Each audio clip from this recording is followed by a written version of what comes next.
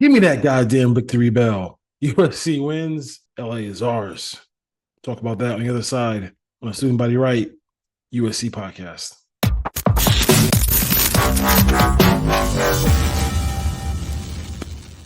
All right, Student Body Right USC podcast. Dwayne Douglas here. USC wins 19-13. And what was probably a game that shouldn't have been as close as it really was in the Rose Bowl against UCLA, but they find a way to win that game. And I think I just want to give some shout outs during this game to Danton Lynn and what he has done with this team. He has completely transformed this team defensively. They are they get so many stops. They get stops whenever we need them to get a stop. They got to stop. He is just high level. Hopefully, I was saying this to Coach B last night as we were texting back and forth during the game. Was I hope that he gets his opportunity to coach this defense with some studs on it. And this is not to knock who we have already, but they need to get a couple of studs because the role players they do such a great job of playing their roles that that is just beautiful to watch. I mean, whether it's Gavin Meyer, whether it's Nate Clifton, no matter who it is, they've done a great job of just just holding line of scrimmage, you know, you know, doing a good job against the run when they have to. 4th and 1, QB sneak, no problem. The pass is bad down line of scrimmage, get a turnover when they need to. They've done a great job. And I think that's a testament to his work, to Coach Henny's work, defensive backs coach, Coach Entz, Coach Belk, all that stuff like that. They've been really good. And even though they got hit for a couple of deep passes in this game, the ball really hasn't been flying over their head a lot this season. And when it has, it's taken a perfect play for it to take place. And the way they play defense, the way they fight, the way they just continue to just, you know, no matter who the opponent is. I mean, I cannot imagine, and this is why this season is so frustrating, is that USC has only given up 30 points one time this year. I mean, they get up 30 points one time this entire season. That's crazy. They're 6-6 right now. Or sorry, 6-5 right now. You can't make it up. Like I mean, but that really is an indictment of what you know what he has done defensively and what the offense hasn't done. But especially in these road games, and we'll talk about that on the big show. But this is just our instant reaction to the 19-13 win. Victory bell is ours. We run the city. We know that already. Um, but Lane has been great. I mean, he's been as advertised. He's been fantastic in every aspect of it. Has a huge test coming up next week against Notre Dame, but it's Victory Sunday, so we celebrate the wins for 24 hours before we get to the next opponent, which is Notre Dame. And anytime you beat a rival, these games are always tricky. No matter what the disparity in talent is, no matter who's the coach, who the coaches are, they end up just being really crazy, wild games. And this was it. I mean, Garber had a situation. I think he had a part of the game where he was like 11 for 11, 12 for 12 in the second half. They really did a great job of hitting USC with the screen game. USC made some adjustments. They stopped the run a little bit, and I think the biggest play of the game was the 4th and 1. And I can't say I fault Eric Bieniemy and Coach Foster for going for that because they're not a great offensive team. Every offensive stat that shows that you look at is not really a good offensive stat for USC. I mean, sorry for UCLA. They've been bad all year. So when they had an opportunity to get a 4th and 1, they fell short. USC gets the ball midfield, and for sure, I mean they did a great job of just closing out an opponent. Finally, getting an opportunity to close out opponent. They don't go over the entire year on the road. That's something that really was that's something that was really kind of embarrassing to kind of go through the whole Big Ten schedule and not win a road game. I still would like to see them. I still won't take them really seriously until they start winning road games like at Illinois or at Michigan State or at Wisconsin. Like you got to find a way to start winning some of these road games, and we'll talk about the philosophy of winning some of these road games because of the philosophy in which Lincoln Riley has tried to implement as far as winning some of these road games and just passing the ball so much is just not the way to do it. But like I said, instant reaction. We'll talk about that a little bit later in our next podcast. But good win. The defensive guys played great. I mean, we could have had some more turnovers in this game, but we weren't able to hold on to an interception, things like that, little things like that. Almost had a strip sack, but Garbers got it off just in time. I just thought defensively they just played very well, and there's not a defense that's going to dominate and like you know get you 4 or 5 sacks a game and things like that, but they just get stops. And that's all we could ever ask for at SC. It's just a defense after the whole experiment of 2 years in a row of sitting there watching just horrible defense for 2 seasons and wasting Caleb Williams. At least we know that there's a direction on this team defensively, and at least we know also that even if Denton did leave, and I don't want Denton to leave at all, there is a succession plan. There are guys who are on this staff who can, who 100% can take over and be the DC and call plays. And that's something that there's depth on this staff. So I think that's the thing I'd be most excited about is their depth on this staff to call plays and develop talent. And you've seen the development of this defense and defensive line, this linebacking core in the secondary who have played really well all year. So I just want to give them a full shout out because this game was kind of a culmination of what they've shown all season. Shout out to Coach Lynn and his crew. I can see why Jaden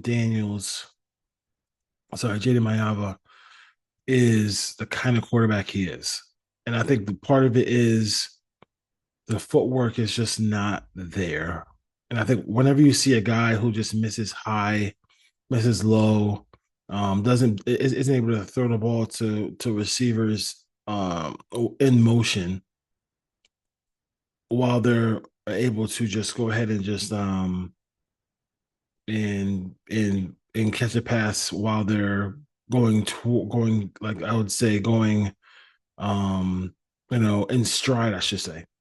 Like a lot of times, even on the swing passes or the mesh passes, mesh routes, crossing routes, the ball is not there where they can catch it in stride. And I think it's all about footwork. And now you saw the deep pass to Makai Lemon. When he can line up and just rip it, it's all day and all night. It's like night and day. When he can just line up and rip it, it's just beautiful thing. It's a beautiful thing to watch. But he doesn't have the ability to rip it like that all the time. And there's times where you just need touch. And just like on the Lake McCree pass, everybody said, "Oh my God, the referee was in the way." Like Lake McCree is about good 6'4", 6'3". Like he had a lot of area to throw that ball into. Lake McCree is by himself in the end zone. It was a great play call. I know there's questionable play calls with Lincoln Riley in the red zone, but this play wasn't. Play action fake. The tight end leaked out. He's in the middle of the end zone by himself, and he should not have to reach over his head and try to jump for a pass. Just throw the ball right to him. Just follow through, finish that pass, throw the ball right to his face mask, touchdown. I mean, he's more comfortable on the run. His deep passes he likes on the run. He's good at those. But the ones where you got to sit in the pocket and give you a little touch, you got to make those. And that's where, and I think that's the next step for him as far as his quarterback play, whether it's at USC or that somewhere else. I mean, because he has a lot of ability, like his arm talent. I mean, from one hash to the other hash, I think it was a critical third down in that game. where he hit Kyron Hudson for a first down, and that ball was a laser. I mean, the laser throw is on point. I'm not even talking about like the absolute laser throw that he makes. Um, he can make those throws, but the passes where he needs touch, those are the plays I'm worried about with him. I'm really worried about those plays with him as well. So um, see if that footwork can get better. Notre Dame is a whole different animal as far as defensively and what they bring to the table. But I thought for his mobility, I still think his mobility is not being utilized enough in this offense. I mean, just deliberate quarterback runs should be there. Plays where he can get the ball with him and Woody Marks on the edge. Pitch plays, option plays should be there as well. But right now, for some reason, we're not seeing that. Hopefully, we see it in the next two games because USC is bowl eligible. So hopefully, we'll get credentials for that as well. The road throwing disparity continues, and I'm not sure why it continues. I'm not sure what his and this is where like he can beat a play caller, like he can be the definitive play caller, but it's about that time where Lincoln does need somebody else, and he needs somebody else there. To him for him to win in this conference, he needs somebody else in the booth giving him some real suggestions about what to call. Because in this game, it just seemed like when they got into the red zone, they actually cared on how they scored. You know, you got to run the football a little bit better than they did in the red zone. But you can also run the ball to the edges. You can also do some you have a quarterback who can move his feet. So why not take advantage of his ability to move his feet? I don't even understand why you cannot take advantage of his ability to move his feet. So like the drop back passing game, like play this game like it's a college game. Stop playing this game like you're trying to do some pro style stuff with him.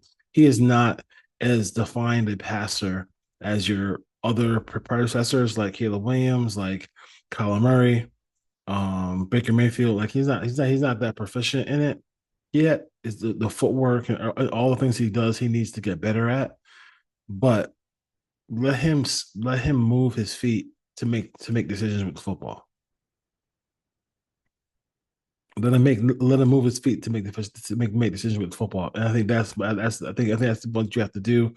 And listen, if he it's all momentum and everything like that. If he hits Lake McCree for a touchdown, then who knows how that game goes. The game probably goes dramatically different. I'm sure it probably does because USC probably ends up scoring three touchdowns in that game instead of one touchdown in that game, and then that kicking field goals with Michael Lance all day and all night. But they were able to at least come up with a victory. Everybody's gonna have a game where they kind of struggle in the red zone, but I just feel like the talent on this team, especially with the way the offensive line is coming together, let's run the football. Like, I don't know why he wants to run the. I don't know why he. I don't. We'll have to just ask Lincoln Riley one day why he, on the road, wants to run the football so much more than pass the football or run the football at home on the road. Pass the ball more than he runs it. It makes no sense to me.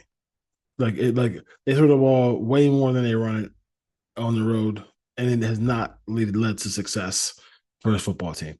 In these road games, they're 1-5 on the road, or whatever the record is on the road. They've been horrible on the road. They've lost every close game.